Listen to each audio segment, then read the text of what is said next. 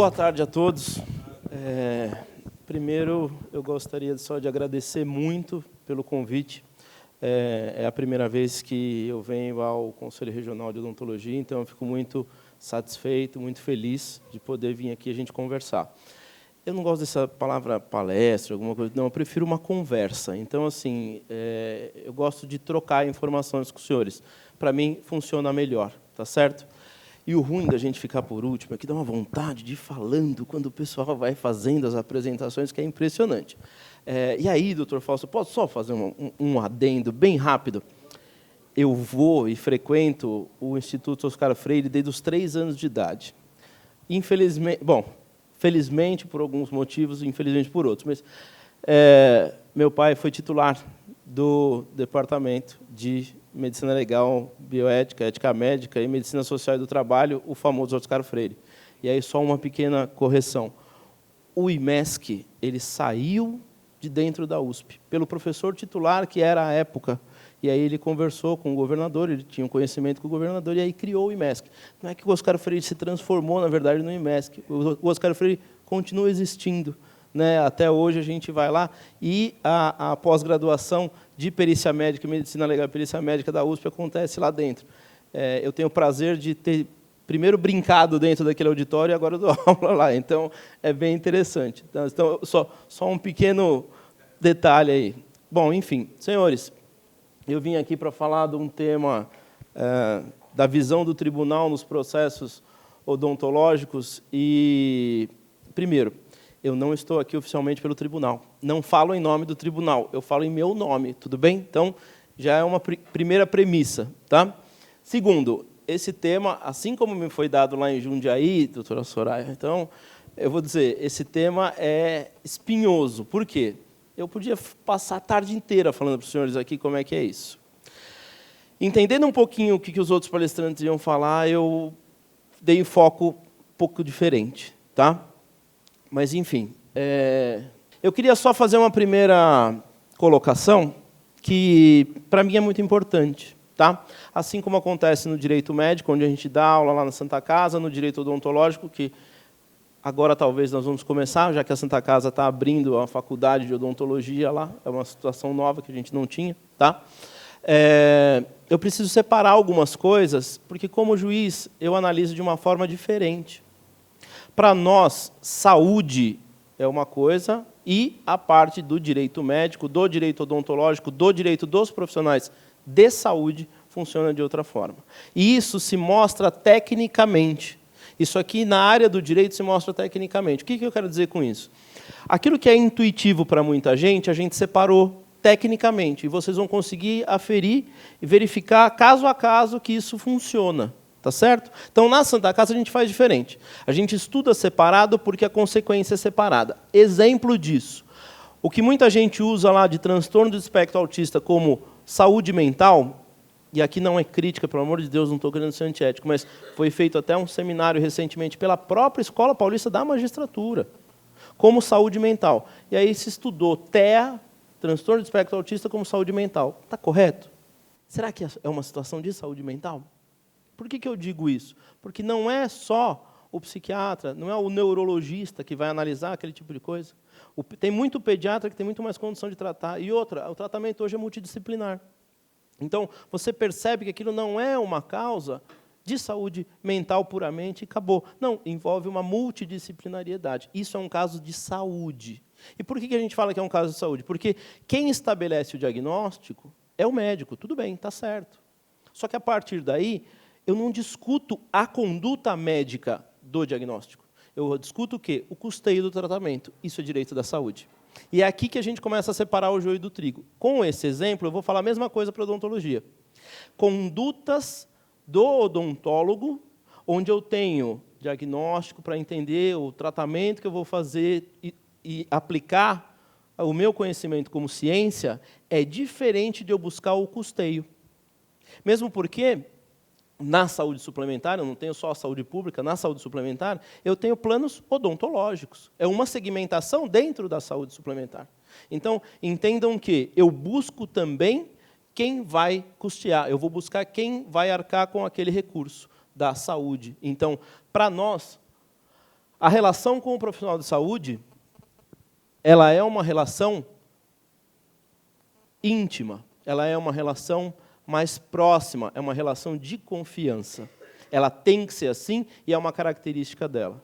A relação com os terceiros, e aí o plano que vai pagar, se vai ser o poder público que vai pagar, isso é uma relação de saúde. Por que eu digo isso? E aí tem uma série de outras consequências aqui. O principal é, as ações onde eu vou buscar analisar a conduta do odontólogo, são ações onde eu tenho que, se eu estou falando de conduta, eu tenho que verificar caso a caso, o que ele fez naquele caso. Em razão disso, eu vou ter que analisar o quê? Prontuário. Quem que analisa prontuário? O juiz pode analisar o prontuário? Pode. Deve? Não vai saber muita coisa. Esse é o grande problema. Então, eu até olho o prontuário, eu quero entender o prontuário. Mas o que eu faço? Eu vou precisar me utilizar de um expert, de alguém que saiba disso. Sem alguém que possa efetivamente me auxiliar, eu não vou ter condição de julgar. Então, eu sei da minha limitação. Apesar de nós, no direito, a gente de vez em quando é um pouco presunçoso, né? Especialmente o juiz, porque existe aquela máxima, né? O juiz é o perito peritorum, ou seja, é o perito dos peritos, como se eu soubesse de tudo. A lei presume que eu saiba de tudo. Mentira. A gente não sabe de tudo, acreditem. Aliás, sabe muito menos do que a gente imagina que sabe. Então, entendam uma coisa. A gente vai precisar dos senhores. Eu preciso de alguém para me auxiliar. Tem que ser alguém formado na área. Se eu estou analisando um caso de odontologia, tem que ser uma profissional da odontologia. Pode ser médico? Não. Mas por quê? Porque ele não sabe da conduta do odontologista, do odontólogo, na verdade. Então, eu não tenho como pegar um médico para fazer uma avaliação diferente. Cada um na sua área, cada um no seu quadrado. Já foi falado aqui e tem que ser repetido. Isso é muito importante, tá certo? Quando eu tenho uma análise de ações em saúde, as ações são massificadas. É aquilo que a gente discute. No caso lá do TEA, que eu estava contando para os senhores, fez o diagnóstico, eu vou aplicar para tudo. Aqui vai ser a mesma coisa. Então, certas ações, eu não vou discutir o diagnóstico, eu vou discutir quem paga. Então, é essa a importância. Eu vou ter expert? Na grande maioria dos casos, não. Então, a gente precisa separar o que é um do que é outro. Tá certo? Com isso em mente, eu vou poder começar a falar um pouquinho para os senhores de como é que está a judicialização, que a doutora Juliana começou a falar. Eu vou fazer um enfoque um pouquinho diferente. Bom, senhores, isso aqui, para quem já foi lá em Jundiaí, já viu o começo, pelo menos, mas acho que a nossa audiência é rotativa, né, doutora? Então, acho que dá para a gente falar um pouco mais. Temos aqui total de processos envolvendo a saúde. Saúde. Eu não estou falando da parte de conduta, tá? Então, aqui é no geral, aqui é tudo junto. Por quê? Porque o CNJ não separa os números. Ele não faz uma separação do que é um do que é outro. Tudo bem? Então, eu tenho 574 mil ações, 1000 processos, né? E ali ele faz uma comparação com médicos, porque isso aqui foi tirado, na verdade, da parte médica. E aí, senhores, eu já vou dizer, não tem pesquisa científica com método efetivo na área da odontologia. Eu encontrei 2. Só 2. Já na área médica, óbvio, pelo número maior de processos que os médicos sofrem, eles estão estudando um pouco mais. Vou dizer para os senhores, isso seria promissor na área dos senhores. Eu acho que vale a pena investir um pouquinho nessa área que a gente chama de jurimetria, coletar dados sobre processos. Isso é importante para os senhores, tá certo? E publicar essas pesquisas oficialmente, até pelo próprio conselho. Eu acho que isso é muito válido, tá? De qualquer forma, 573 mil processos em saúde. Bom, na Justiça Federal tem 77.350, na Justiça Estadual, 496 mil processos. Basicamente, por quê? Porque na Justiça Federal são todos os casos que têm interesse da União, ou seja, tudo que eu vou cuidar de saúde pública ou de verba pública federal na saúde. Pequeno adendo. Eu acabo não colocando slide separado, mas eu falo para os senhores. Quais são os tipos de saúde que a gente tem no Brasil? E aí, senhores, o termo saúde privada não existe. Nós temos saúde pública, que é aquela prestada por um ente público com verba pública. Nós temos a saúde complementar, que é a prestada por um ente particular com verba pública. E a gente tem a saúde suplementar, que é prestada por um ente particular com verba particular. Ali estão envolvidos a saúde pública e a saúde complementar, onde tem interesse da União. Tudo bem? Então, são 77.350 processos. Tá certo? O resto aqui é saúde pública, onde eu não tenho interesse da União, mas eu tenho municípios, estados, e também tenho aqui a saúde suplementar. A saúde suplementar, um pequeno dado, o Brasil todo, exceto São Paulo, tem uma judicialização maior de saúde pública. Nós, em São Paulo, temos uma judicialização maior de saúde suplementar. Talvez por quê? Porque aqui tenha mais condições, as pessoas têm um poder aquisitivo maior, e aí vão ter um plano de saúde. Tá certo? Vão buscar um plano de saúde. Por quê? O plano de saúde, ele é o luxo. Eu não tenho o básico. O básico é dado no sistema de saúde público ou complementar. A ideia é, o sistema de saúde suplementar ele tem que me dar além do básico. É isso que significa o suplementar. É o além do básico. Tudo bem? Bom, houve um aumento de 20%, praticamente, 19%, entre 2021 e 2022 nos processos envolvendo saúde. Isso é dado oficial constatado do CNJ. Tá? A fonte aqui é Conselho Nacional de Justiça, Justiça em Números do CNJ. Na primeira instância, houve um aumento de 198% dos processos em 2 anos. Enquanto que a média geral dos processos caiu 8%. Tudo bem? Então, tudo vem caindo, mas a saúde está aumentando vertiginosamente. Mas vertiginosamente. Em segunda instância, o número de recursos ingressados foi de 85% a mais, enquanto que nas outras causas, os recursos caíram 32%. Tudo bem? Deu para entender já que a saúde, hoje, ela está virando o principal assunto dentro do judiciário. Não à toa, o CNJ criou um núcleo só para cuidar da saúde. Tudo bem? Bom, essa aqui é a duração média dos processos. Os senhores vão ver aí que, supostamente, duraria 1 ano e alguma coisinha, tá? 1 ano e meio. Para dar a baixa definitiva, precisariam aí um pouco mais de 2 anos. Tá? Isso aqui de média. Obviamente, locais onde tem menos recurso, isso aqui tende a durar, no mínimo, o dobro. Tá? Lá em Itacoaxetuba, onde eu sou juiz, infelizmente, a gente não tem recurso, e o pessoal lá padece realmente com problemas. Tá?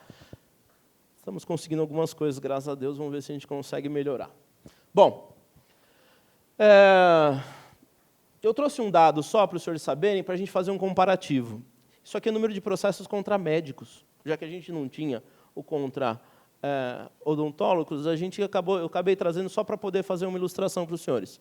Vejam bem, São Paulo são 133.500 processos envolvendo conduta médica. Não significa necessariamente que o médico está sendo processado. Isso é interessante. Por que eu estou dizendo isso? Significa que pode ser o hospital que está sendo processado analisando conduta médica. Eu não preciso colocar o médico junto do processo. Tá certo? Eu posso ter plano de saúde da mesma forma. Tá? E aí eu tenho outros tantos, laboratório, clínica, fabricante de OPME, uma série de outras coisas. Tá bom?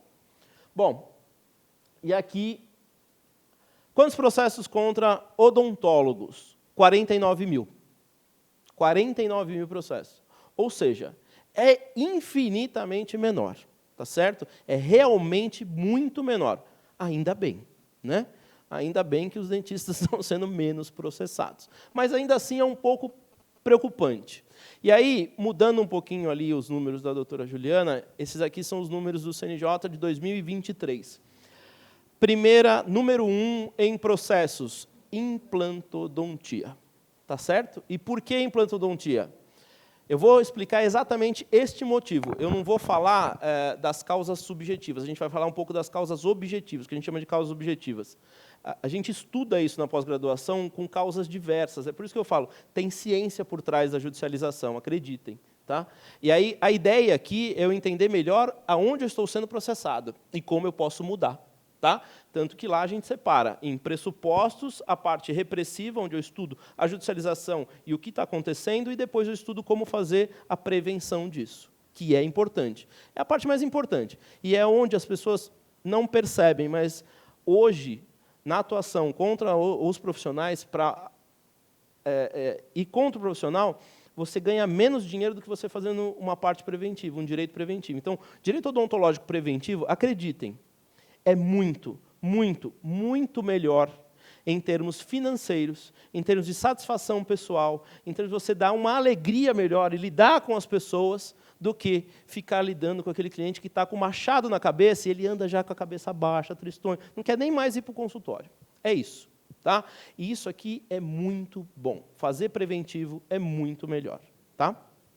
Bom, segunda, que está crescendo vertiginosamente, está quase chegando ali, já está pau a pau. A tal da harmonização orofacial. Eu gosto da harmonização orofacial porque, assim, o pessoal confunde tudo e faz uma bela lambança. Na verdade, a lei do ato médico ela é muito boa. Ela é muito boa, mas nem o próprio Conselho Federal de Medicina, que soltou o rojão quando foi aprovado, entendeu o que ele fez.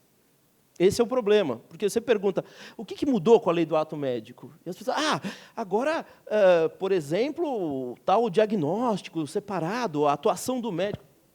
Quer dizer que a gente não tem mais problemas entre as especialidades, não é isso? Não.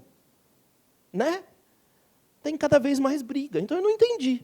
Não, é porque ele tem um outro viés que as pessoas não entenderam. O interessantíssimo daqui é que a gente saiu a gente evoluiu de uma relação que eu vou chamar ali pelo histórico, tá? Médico-paciente, para uma relação de ato médico. O que é protegido e o que tem características específicas não é mais a relação médico-paciente. Por quê? Porque se reconheceu que existe uma outra área chamada medicina normativa. Mas isso acontece na odontologia? Igualzinho. Igualzinho. Então, a própria lei, que é chamada de ato médico, dá suporte para uma nova área da odontologia. Como é que a gente chama isso? Odontologia legal. Esta área é extremamente importante. Por quê? Eu tenho a odontologia assistencial, aquela que é feita para curar o paciente. Está certo o termo curar? Está. Por que está certo o termo curar? Porque a gente usa o termo curar no sentido de curador, aquele que cuida, aquele que presta cuidados. Curar não é sanar, não é eu trazer de volta a saúde, restituir a saúde ad íntegro, não é isso. É o cuidar do paciente. Tudo bem? Aí eu tenho a odontologia coletiva. É colocar o flúor lá no reservatório para prevenir cárie e tudo mais. E eu tenho outras tantas. Eu posso fazer isso como coleta de dados genérico para tratamento de populações. Tudo bem? Isso existe e os senhores melhor do que eu sabem como é que acontece. E aí eu vou para a tal da odontologia normativa ou odontologia legal. Na odontologia normativa, eu tenho a prestação de informações para terceiros, utilizando a ciência odontológica, em razão de uma obrigação legal ou contratual. O que significa isso? Eu tenho um plano de saúde onde eu tenho uma segmentação odontológica. É aferido por um odontólogo auditor? Ele faz lá a verificação se aquilo é cabível ou não? Faz ou não? Faz. Então ele está fazendo o quê? Ele está analisando o meu prontuário e está fornecendo uma informação para um terceiro. Fala, pode pagar. Por quê? Porque no contrato que eu fiz, eu dei essa possibilidade. Então ele tem uma obrigação contratual de fornecer para o plano de saúde. Isso é odontologia normativa. Do mesmo jeito que eu pego o odontologista legal lá do IML para fazer identificação humana com base em arcada dentária, ele faz o quê? Presta as informações da ciência para falar é ou não é. Está lá no Código de Processo Penal. Então, são estas informações que são importantes. É isso que a lei do ato médico mais trouxe e mais mudou. E as pessoas ainda não se tocaram disso. Tá certo? Criou uma área inteira de atuação. E separou a perícia. Porque a perícia é uma atividade desta área. E aí é que vem a justificativa. Por que eu preciso de um odontólogo para analisar a conduta do outro odontologista? Porque é conduta, não é resultado. Este é o ponto. Deu para entender, senhores? Então, aí é a parte que vale. Tá? Bom, de qualquer forma, a gente faz a parte da... Olha, a harmonização orofacial, porque ela me traz uma proximidade com a judicialização que está acontecendo na medicina. Hoje, está aumentando, média de 5 mil processos ano, aumento. Não é que tem 5 mil processos ano, não, tem um aumento de 5 mil processos anos. Em 2022, eram 44 mil processos contra odontólogos. 2023, 49 mil. Então, isso vem aumentando vertiginosamente. E a tendência é aumentar cada vez mais. Grande responsável por isso não são mais as empresas de implante, que faziam a implantodontia. Hoje é a harmonização orofacial. Então, hoje é a tal da busca da beleza. E aí a gente tem de tudo. Como falou aqui a doutora Juliana, eu tenho procedimentos que são autorizados e está perfeito. Aquele grande problema aí que ninguém entende direito, fala, não pode pôr toxina botulínica. Pode, está autorizado, tem aplicação, não tem problema nenhum. O que eu não posso é imaginar que a parte da saúde bucal está na testa. E aí eu começo a enfiar a toxina botulínica na testa, daqui a pouco eu vou para outro lugar, e aí eu vou começando. Ah, está aqui mesmo, só pôr mais um pouquinho, dá um jeitinho. Aí a pessoa sai assim, do consultório. Complicou, tá certo? Então, precisamos tomar cuidado com a atuação. E cada um tem que saber da sua ética. Isso é muito importante, já foi falado aqui também. Bom, depois disso, próteses dentárias ainda constam ali muito, porque prótese também gera, né? E percebam, tanto o implante quanto a prótese, eles lidam com insumos. E quando eu lido com insumo, eu lido com valores maiores. A harmonização, ela foi subindo, mas quem estava ali em cima eram as outras duas, era a prótese e a implantodontia, por conta dos insumos. Tá? E aí as empresas ligadas a esses setores. Tudo bem? Por fim, ortodontia. Tá bom? Bom, senhores, aqui eu queria só mostrar algumas coisas. Por quê? Evoluindo na análise das teorias sobre a responsabilidade civil, e aí eu já vou entrar numa parte mais de ciência do direito, mais técnica do direito, eu vou dizer para os senhores uma conclusão, já que a gente não tem tanto tempo assim. Mas, vamos lá. Foi por isso que eu fiquei por último, né? Eu pedi para ficar por último para isso. Então, assim, cuidado que eu vou até às 8 hoje. Aí, senhores, o que acontece? Historicamente, eu coloquei aqui um caminho que fomos traçando na saúde, tá? Principalmente profissionais de saúde. No início, muito médico, porque não se separava o que era da medicina, o que era da odontologia, mas isso separou depois. O que importa para nós? Existia um período onde não havia responsabilização do profissional. Isso foi mais ou menos depois da Revolução Francesa. Então, eu estou falando um pouco daquela idade. Depois, eu comecei a ter uma responsabilização subjetiva, Código Napoleônico. E aí, o profissional liberal da saúde, principalmente o médico, mas também aqueles que lidavam com a saúde bucal. E aí eu tinha diversos tipos de profissionais, inclusive, que se diziam também habilitados para isso, e os senhores devem conhecer melhor que eu. Os extratores, aquele pessoal todo que lidava com a saúde bucal. O que acontece? Eu comecei a ter... Quando o pêndulo vai muito para um lado, quando ele volta, ele vai muito para o outro. Então, do mesmo jeito que eu tinha a irresponsabilidade, quando começaram a acontecer diversos casos reiterados, houve uma aproximação para o lado contrário. Ou seja, eu precisava fazer uma responsabilização. A lei falava, olha, ela tem que ser subjetiva, eu tenho que comprovar que ele agiu de uma maneira imprudente, negligente ou imperita. Tá? O que vai acontecer? Começa a inventarem uma teoria chamada da culpa presumida. A teoria da culpa presumida, basicamente, era, olha, aquilo não era para dar esse resultado. Se deu esse resultado, é porque alguma coisa está errada. Ninguém ia buscar para saber se o profissional errou ou não. Simplesmente se presumia que ele errou porque não era o resultado esperado. Imaginaram isso? Que felicidade? Então, a gente caía na loteria. Se desse certo, muito bem. Se deu errado, vamos condenar. Imaginaram viver nessa época?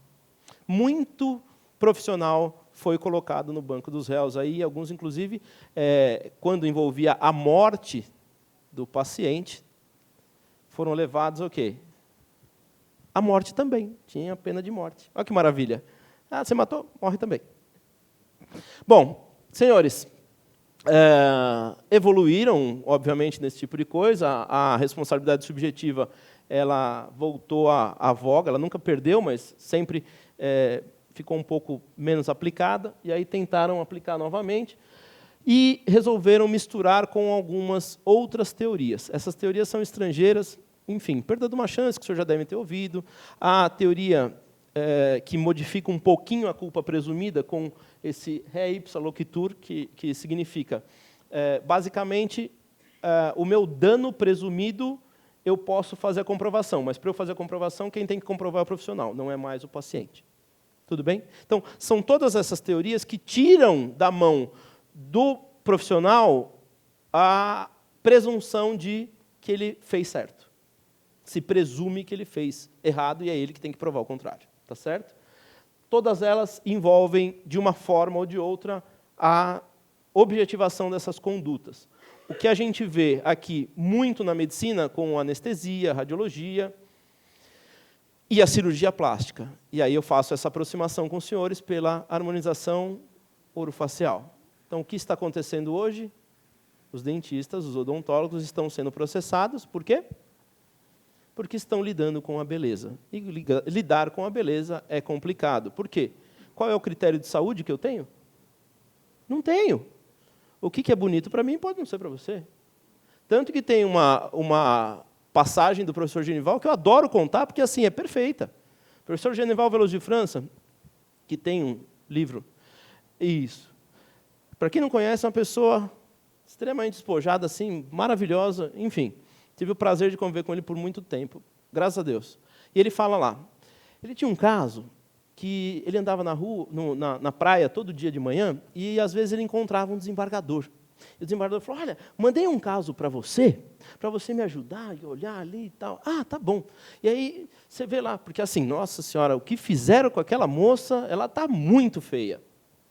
Ah, tá bom. Aí ele andava, caminhava na praia, começou lá, tal, foi fazer a perícia, fez a perícia, tal. E ele continuava encontrando o desembargador. O desembargador, então, já terminou aquela perícia, tal?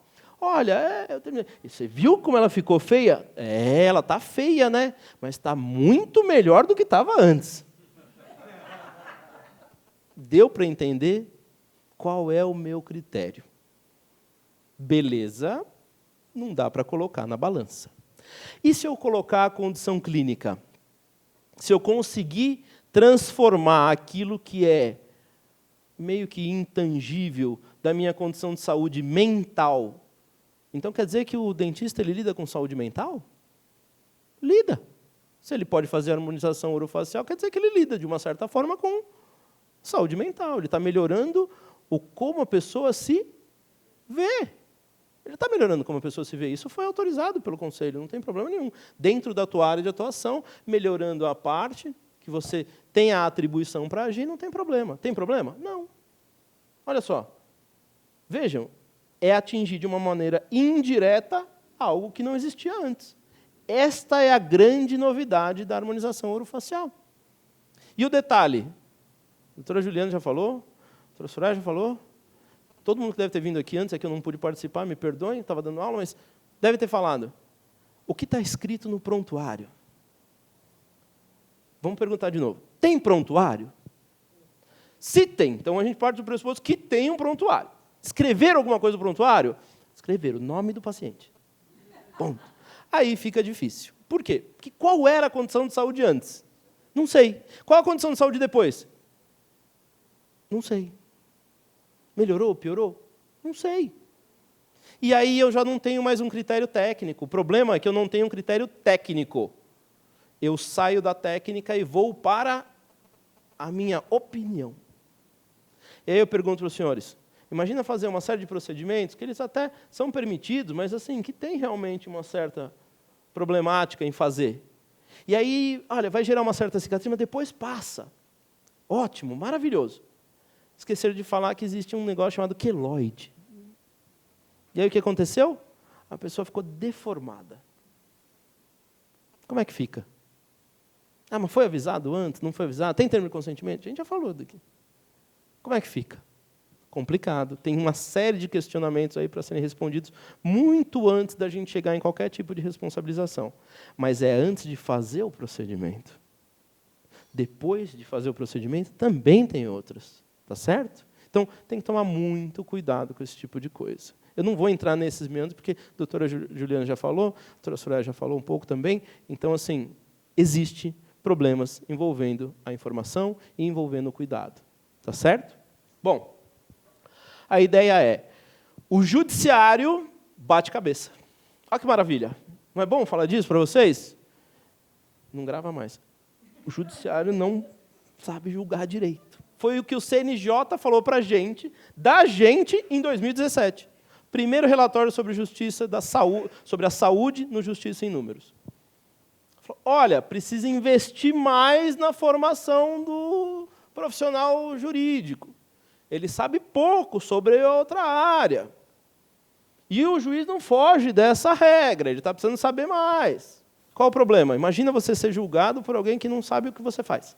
E está julgando o que você faz. Por isso que, na verdade, a parte boa é que existe o perito. Graças a Deus existe o perito. Por quê? Porque nós nos apoiamos no perito. Às vezes, até demais. Como disse o Dr. Fausto aqui, quem tem que analisar se teve imperícia, imprudência ou negligência? Não é o perito, isso é um conceito jurídico. Quem fala se houve uma boa prática odontológica é o profissional. Se ele agiu de acordo com o que preconiza a ciência, é o profissional. Agora, quem vai falar se houve o erro, sou eu. E para piorar, eu sei que os meus colegas ainda falam assim, valor do dano. Sabe qual é o problema? O valor do dano não dá para deixar também para o perito. E eu sei dos baremos, tá, doutor? Só que qual a diferença? Na Europa, baremo serve para quê? Sabem ou não? Discussão com a Associação Brasileira de Medicina Legal e Perícia Médica, que tivemos alguns anos, vários anos. Pessoal querendo falar sobre dano corporal, dando curso sobre dano corporal, dano futuro, que não existe no Brasil.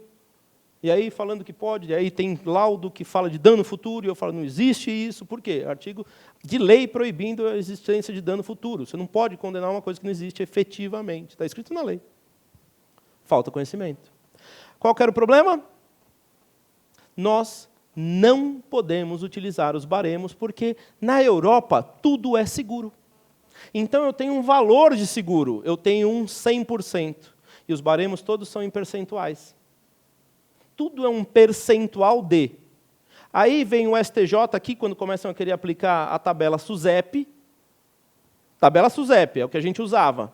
Ela foi extinta em 2021 pelo uso indevido. Pelo judiciário. Olha o que o judiciário consegue fazer. Nós fizemos a SUSEP extinguir a tabela. Por quê? Porque usava errado. E o pior, tem juiz que ainda põe no despacho até hoje. Não temos tabela SUSEP? Pô, mas a tabela SUSEP acabou já. Alguém avisa para ele?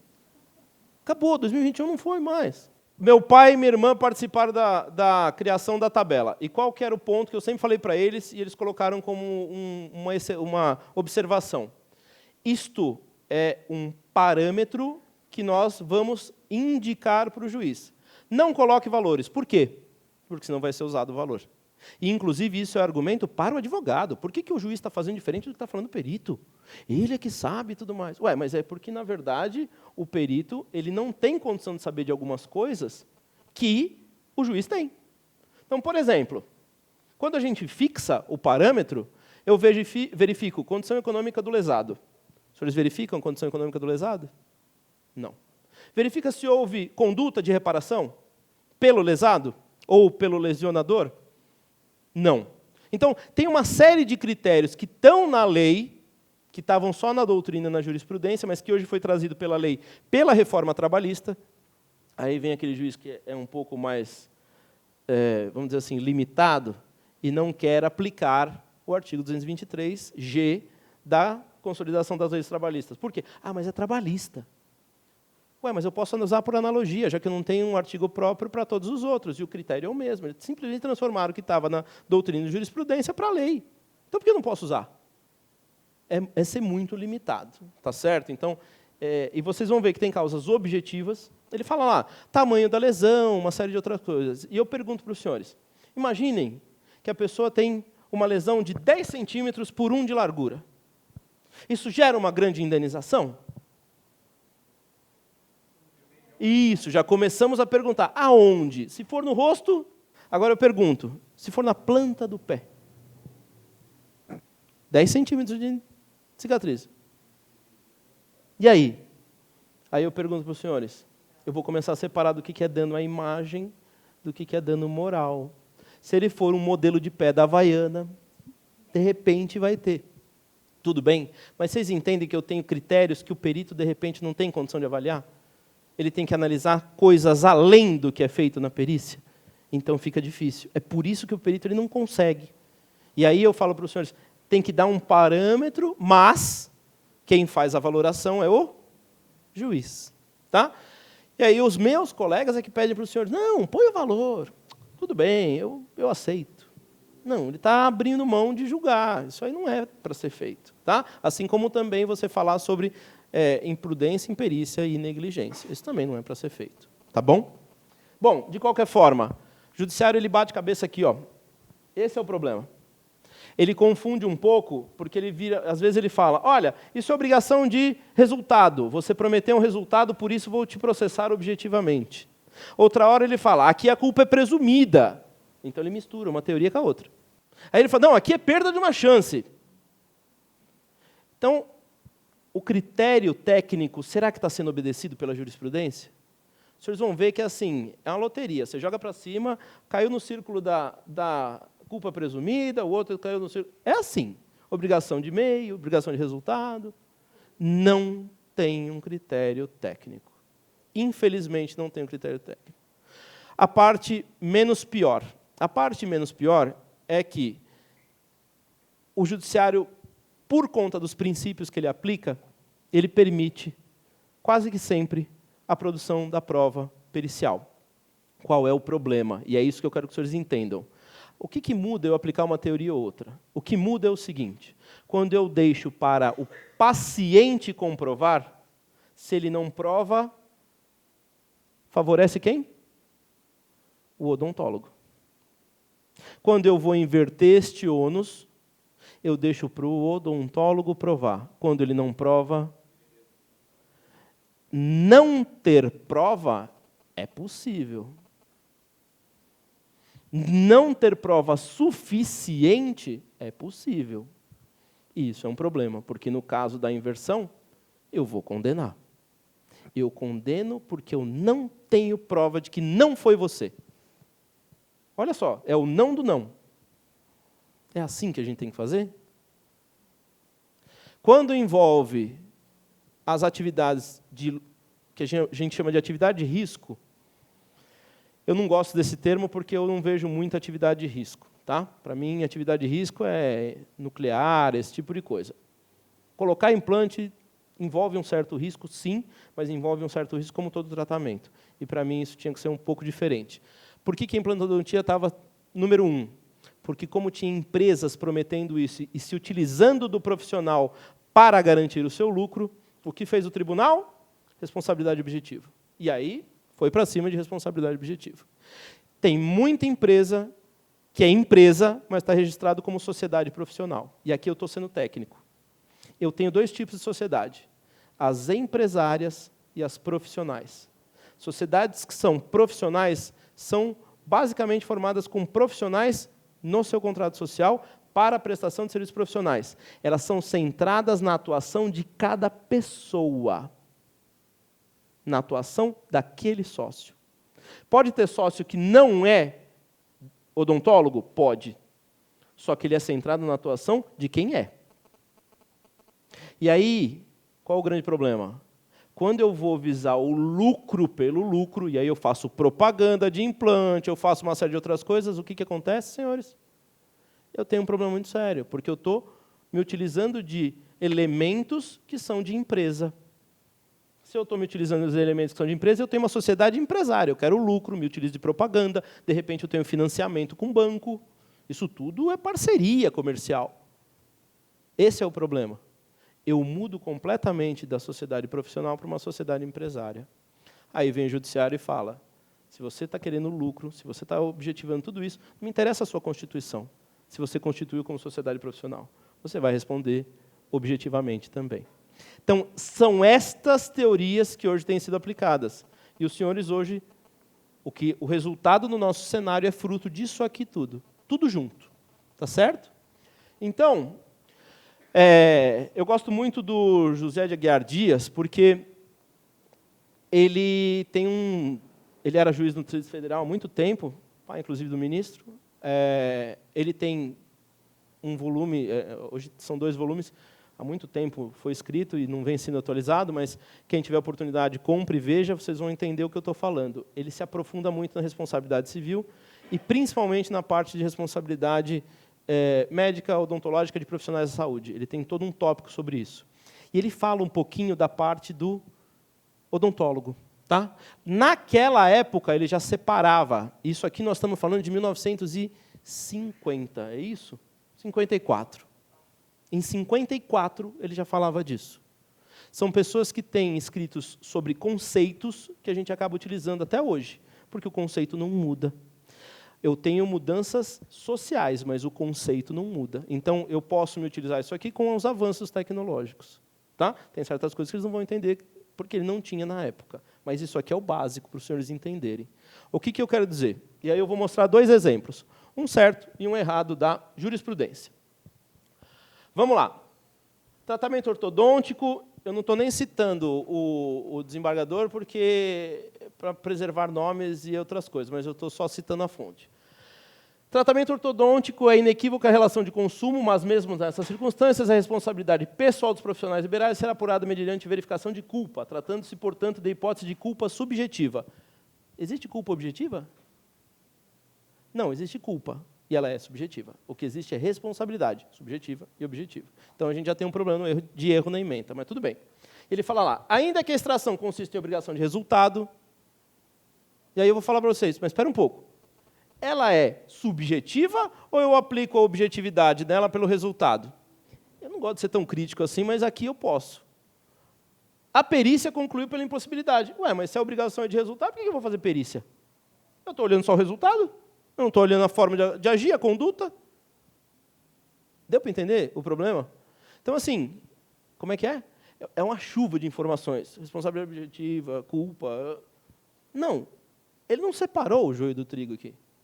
Mas é aquilo que eu falo. Vocês conhecem o conceito criminal de aberratio ictus ou não? Aberratio ictus é erro de execução. Eu atiro numa coisa e acerto outra. Aqui é isso. Eu atirei numa coisa e acertei em outra. E o que eu acertei, pelo menos, está certo. Então, eu acertei errando. Olha que bom. Tudo bem? Então, assim, o argumento utilizado deixa a gente meio perdido. Falando, onde é que eu estou? O que é? Como é que funciona? Mas o resultado é o laudo. Então, pelo menos isso. O resultado do laudo ajudou. Tudo bem? Menos mal. E aí, senhores, aquilo que eu estava dizendo para os senhores, só cuidado quando for o elemento de empresa, porque eu começo de um jeito quando eu saio da faculdade e eu posso terminar de outro. Tá? Eu posso querer vender insumo e tudo mais. E isso não é previsto como algo de responsabilidade minha, pessoal. Eu estou querendo lucro? Sim, então eu não estou ganhando por honra. Os senhores não recebem, então, honorários? Não. Então, espera aí. Se é honorários, é honra. Eu recebo por honra, eu não recebo lucro. Por quê? O que eu tenho que ver é o melhor para o meu paciente e não o dinheiro, porque senão eu vou enfiar nele tudo que for mais caro para ele poder me dar o maior retorno possível. Mas é melhor para ele? É essa a ideia. Não pode ser isso. Eu tenho que fazer o melhor para ele, e fazendo o melhor para ele, ele vai me honrar, me fazendo o quê? Me pagando. Pagando pela honra de ser tratado por mim. É isso. Tá certo? E aí a gente tem um problema com a publicidade. Porque a publicidade, e aí desculpem, mas o primeiro pior problema é o quê?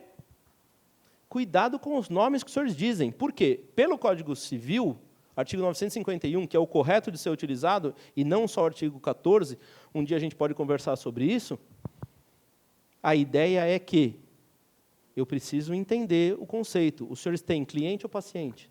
Paciente, pelo amor de Deus.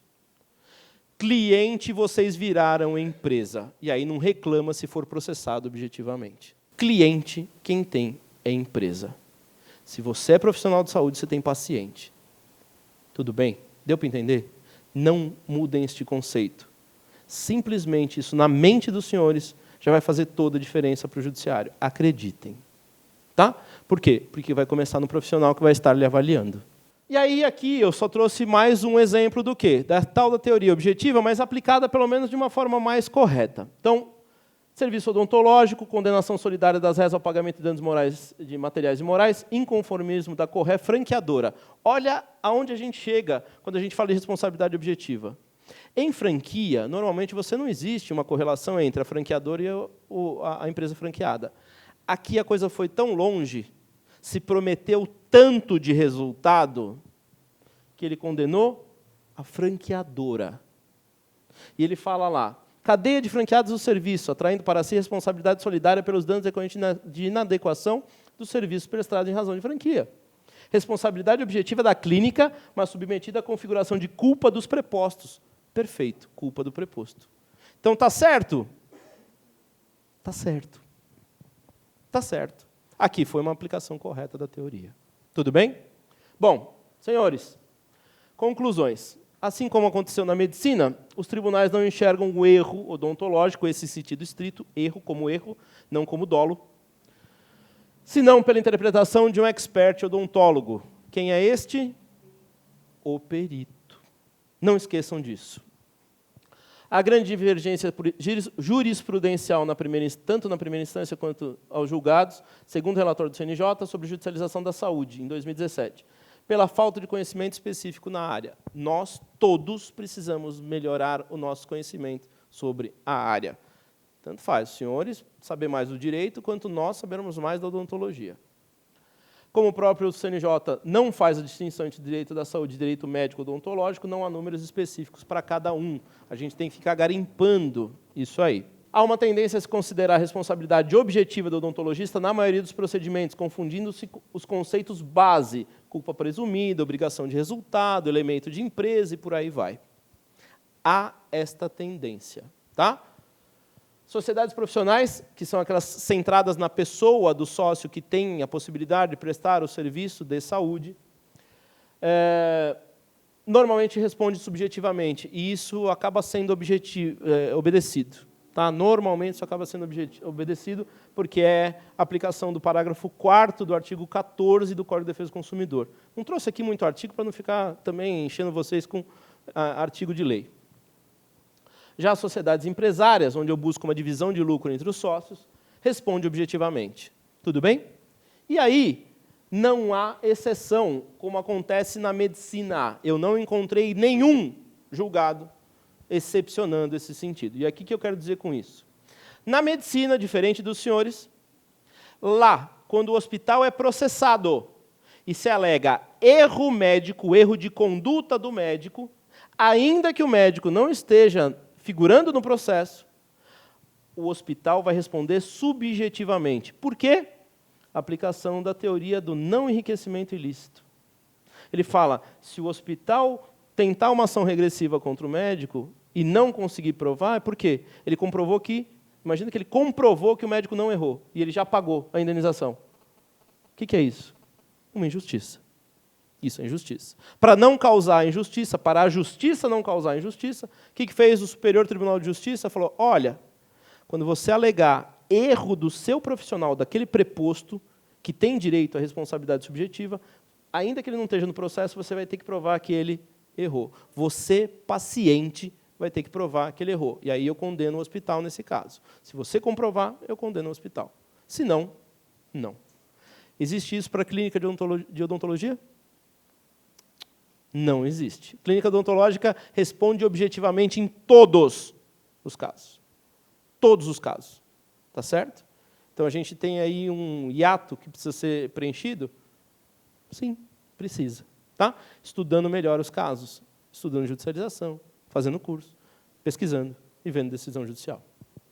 Bom, senhores, para os juristas, existe toda uma área nova sendo formatada, que é o direito odontológico, que já não é de hoje, já tem alguns anos, né, aliás, mais de uma década, que é uma maravilha de atuar e tem muita coisa boa para vocês lidarem, mas muita coisa boa para lidar como profissional do direito. Se puder aliar as duas, então, melhor ainda.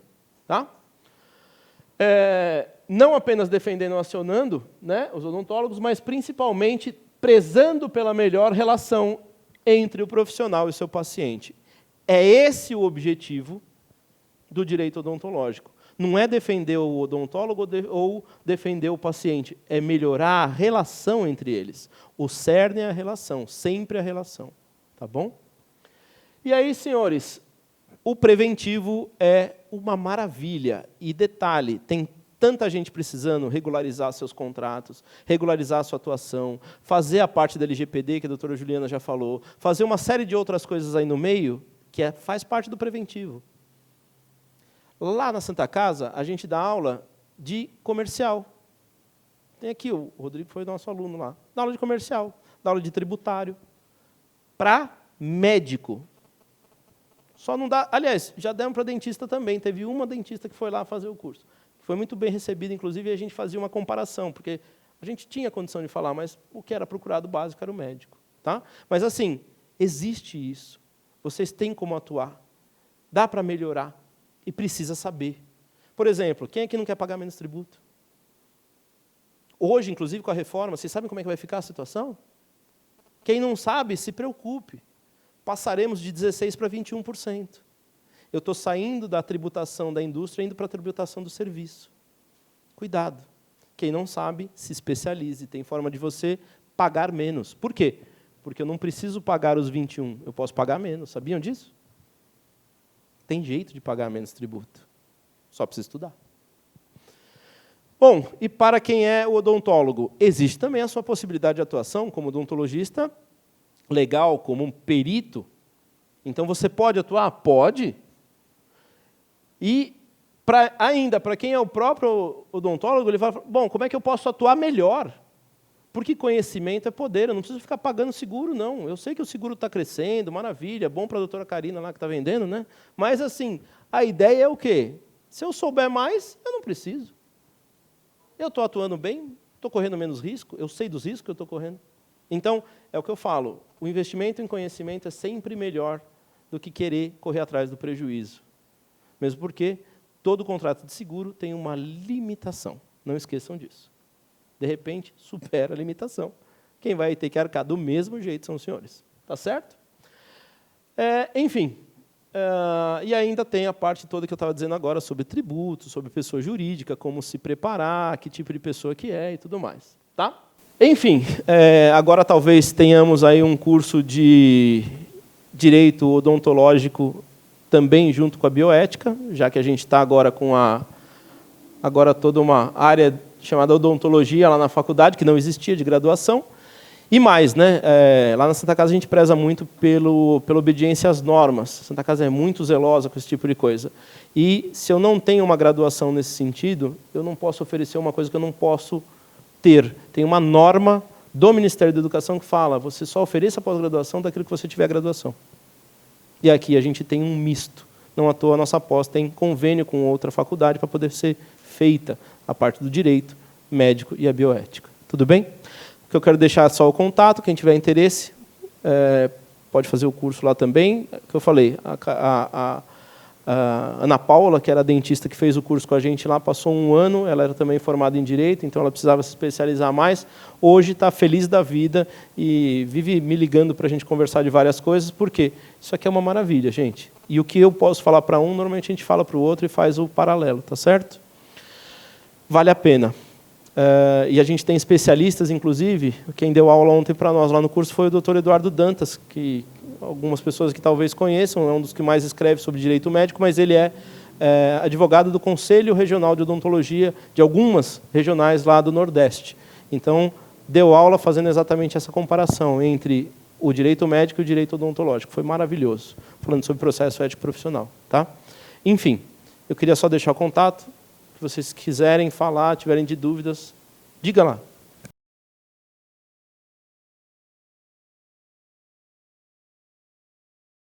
Legislação básica para todo processo judicial chama-se Código de Processo Civil. Eu tenho dispositivos na Constituição e, depois disso, eu tenho o Código de Processo Civil. O Código de Processo Civil é o básico, suficiente e necessário para todo tipo de perícia, seja ela judicial ou administrativa. Muitas leis que falam do administrativo se baseiam no processo civil. Por quê? Porque o processo civil é onde eu tenho mais garantias, onde eu tenho o devido processo legal sendo aplicado de início. Já é pressuposto, porque se não for aplicado, não vale. Tudo bem? Causa nulidade no processo. Mais forte do que o processo civil, só o processo penal, mas eu estou falando de apuração de infração penal, não é o caso. Tá? Então, o que eu vou ter? Quando eu falo de requisito para ser perito, o perito tem limitações. Você vai lá olhar, auxiliar da justiça, acho que é o artigo 148 do Código de Processo Civil, vocês vão verificar. Ele tem certas limitações. Bom, como toda pessoa para praticar ato da vida civil, ele tem que ser maior de 18 anos e capaz. Não pode ser nem incapaz, nem menor de 18 anos. Já se pressupõe incapaz o menor de 18 anos. Além disso, ele tem que ter habilitação técnica ou profissional. Existe exceção? Existe, quando eu não tenho uma pessoa habilitada técnico-profissionalmente. E ele tem que ter ausência do artigo 156, que são exatamente o quê? Motivos de impedimento ou suspeição. Impedimento, causas objetivas, suspeição, causas subjetivas. Basicamente, quando eu tenho o perito como credor da parte, eu tenho como marido da advogada, esse tipo de coisa. Agora, a causa de suspeição é quando eu tenho algum interesse na causa. E esse interesse na causa, ele pode se manifestar de diversas formas. Por exemplo, causas de suspeições que já foram reconhecidas. O cara ser padrinho da filha do autor. Está lá no casamento, a foto do casamento, padrinho da filha do autor. Vocês acham que tem relação de proximidade? Ou você chama qualquer um para ser padrinho do casamento da sua filha? Deu para entender? Isso é causa de suspeição. Mas isso é para o perito. Por quê? Porque ele tem que ser o sujeito imparcial. Eu vou fazer uma comparação para vocês entenderem. Eu comparo o perito com o juiz. Por quê? Porque o perito é a longa mão do juiz, é o longa manos do juiz. Ele vai atuar em nome do juiz. Agora, o que faz o assistente técnico? Eu equiparo a que figura? O advogado. Ele está ali para fazer uma defesa técnica, ele está ali para analisar os elementos que são mais favoráveis àquela pessoa que lhe contratou. Não quer dizer que ele tem que mentir, não. Se ele for, inclusive, obrigado a passar por um assunto para falar daquilo que ele precisa falar, o que eu aconselho? Dentro de uma forma de retórica, ou seja, de eu poder explanar e defender o meu ponto, eu passo rapidamente, eu não tenho que ficar batendo ali naquele ponto em que ele errou. Quem errou foi quem tem que falar que errou é o assistente técnico da outra parte. E aí, como auxiliar, como o assistente técnico, eu tenho que fazer o quê? Tentar levantar os pontos positivos para o meu cliente. Olha, apesar de acontecer, ele não teve dano, o dano foi menor, eu vou fazer esse tipo de coisa. Eu nem sei bem direito, quase não falo o que ele falou, o que ele fez de errado. Deu para entender? Essa é a ideia. A atuação de um perito para o assistente técnico é totalmente diferente. É totalmente diferente. Os senhores têm que saber disso. Quem vai atuar na odontologia legal tem que saber dessas diferenças. Tem que saber quem participa do processo, como é que eu faço quesitação, quando que eu entro no processo, se eu faço esclarecimento ou não. Entendam que existe uma série de situações. No caso, se eu tenho a pessoa que é assistente técnico e está se autodefendendo, o que vai acontecer? Eu tenho limitação? Eu tenho limitação para o advogado defender a sua própria causa? Ele pode se defender? Em juízo? Ele tem habilitação profissional? Pode. Não é recomendável, mas se ele quiser fazer isso, né? Pode. E aí, ele pode ser assistente técnico dele mesmo? Pode. Então não tem problema nenhum, não tem limitação. Tem limitação se ele fosse o perito. Agora, como o assistente técnico, ele não tem limitação nenhuma. Deu para entender?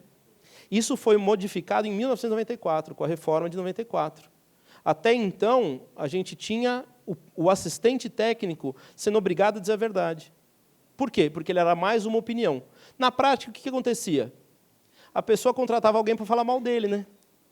Já que ele era obrigado a falar a verdade, ele contratava para falar mal dele. Você acha que contratava assistente técnico? Não. Não contratava, porque eu só vou ter mais um para falar mal de mim? Eu não quero. Não contrato. Deu para entender? É essa a lógica. Qual o problema? O problema é que o trabalhista mudou, e aí eu falo, do mesmo jeito que eu falei dos juízes que não lidam com a norma trabalhista, o juiz trabalhista não lida com a norma processual, é uma desgraça.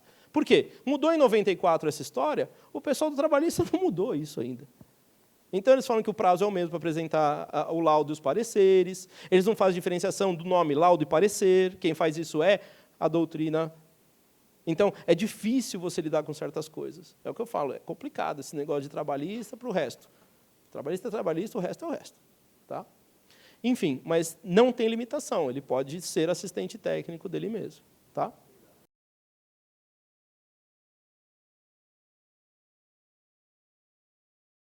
Foi um erro profissional, já começou bem. Eu gostei do que a senhora falou, porque o nome é esse, erro profissional. Erro profissional é o quê? Imperícia.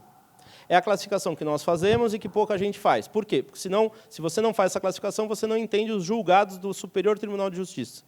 Então, pegando os julgados do Superior Tribunal de Justiça na área médica, você vai ver que o erro profissional é tratado diferente. Por quê? Alegou o erro profissional, alegou imperícia, lex artis, a lei da arte que ele está aplicando, a lei da ciência que ele aplica.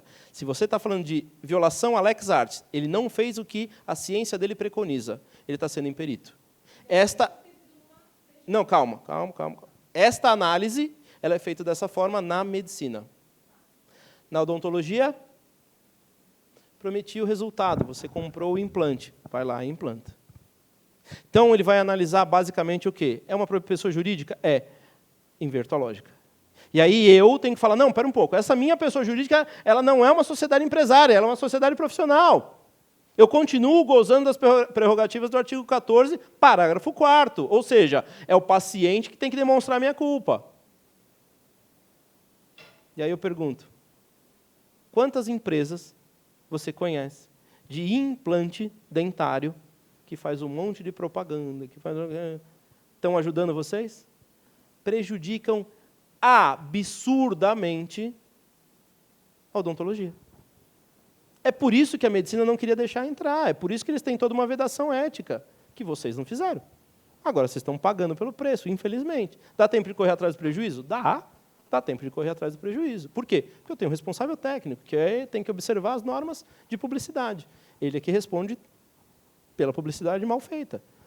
Como? Ético profissionalmente. Agora eu pergunto para os senhores, quantos, e aí eu tenho os dados também, quantos foram os processados aqui pelo Conselho? Quantos? Pela publicidade mal feita pela empresa? Em 2, 3. E aí? Adianta reclamar do judiciário quando a gente não faz o dever de casa? Esse é o problema. O judiciário confunde tudo, mas ele é o que eu falei, ele acerta errando. É aberratio ictus. Agora, quando eu não consigo ajudar, aí complicou. Tá certo? Então, assim, eu gosto de analisar essas coisas, é minha área de estudo, efetivamente. Tá? Eu estou escrevendo livro, eu leio essas coisas, porque, para mim, isso aqui é o mínimo básico necessário. E eu não gosto de ficar escrevendo livro com base naquilo que eu não sei. Então, eu vou fazer com base naquilo que eu sei. Tanto é que a gente lê e continua lendo. O problema é que a gente vê que a mudança social envolvida na atividade odontológica, ela não está seguindo no mesmo padrão ético. Esse é o problema. E aí cabe a quem? Cabe aos senhores aqui, na verdade, essa atuação mais efetiva, de exigir dos seus colegas. A doutora Juliana até falou uma coisa, pode antes e depois, porque antes já podia antes na odontologia e depois pôr na medicina. A verdade é que a gente não devia falar desse jeito, a gente devia falar, olha, por exceção, pode colocar o antes e depois, por exceção, porque tem tanta regra antes para você seguir que é só na exceção que você consegue botar o antes e depois. Aí todo mundo fala, não, mas pode antes e depois. Pumba, já sai lá que todo mundo põe antes e depois, publica. Eu não sabia. Eu não sabia que era só de caráter educativo. Aí vem o conselho e fala, não, vamos fazer aqui e tal. Não vamos condenar todo mundo, porque senão vai ter que condenar todo mundo. Vai condenar todo mundo. Deu para entender o problema? É isso. E vamos lá, né? O grande problema. Quantas pessoas tiveram ética na faculdade? Oi? Tiraram a ética da odontologia, tiraram a ética da medicina, tiraram... Não precisa. Senhores, pressuposto. Exercer odontologia sem ética é igual você ser um açougueiro bem qualificado. É isso. Você é um belo açougueiro. Você sabe de muita técnica, você vai conseguir lá extrair algumas coisas, fazer outras coisas, melhorar algumas coisas, mas você é um baita açougueirão.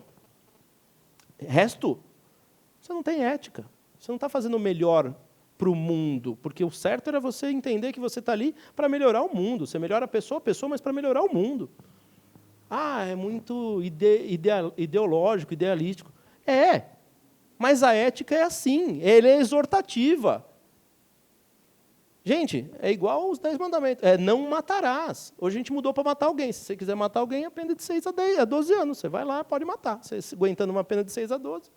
Antes era não matarás, é proibido. Era assim que era para ser. E a gente estuda isso na deontologia. Quando você começa a saber qual é o tipo de código. Quem estudou deontologia, né? Enfim, não sei. Tá? Dúvidas?